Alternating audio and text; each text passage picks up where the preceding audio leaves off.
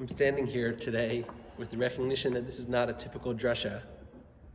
This is an opportunity for me to share a quick message with you before Shabbat in a space that we all hold so dear to our hearts and a place that we really miss. I miss seeing each of your faces in the pews.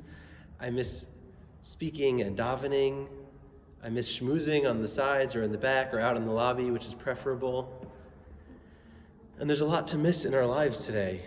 We miss socializing, we miss Shabbos meals together. We're anticipating the missing of Pesach, not of the holiday, but of the way we typically experience the holiday.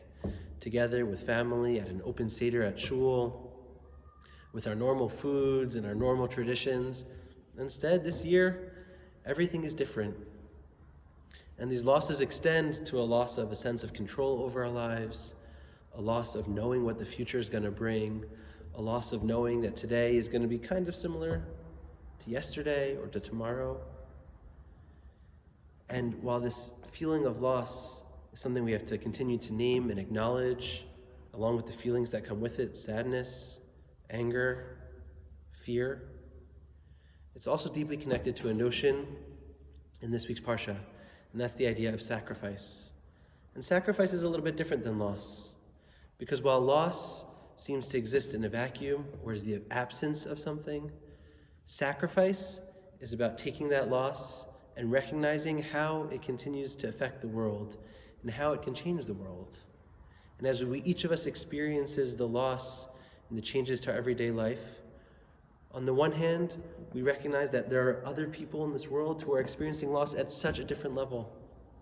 Maybe some of you watching today are experiencing losses of this nature, the loss of family members, the loss of friends, the loss of acquaintances, coworkers, those who've succumbed to this terrible virus and epidemic. But also that loss can be turned into sacrifice. The losses we experience now, the things we've given up, ensure the safety of others. We sacrifice a little bit in order to make sure that more and more people can survive, more and more people can flourish and continue to another day.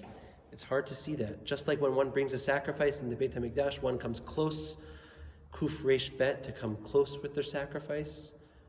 Just like when one brings their sacrifice, they don't know if it's accepted. They don't know if it worked. They don't know if it's really going to affect God in the way they want God to be affected. And yet we do so anyway.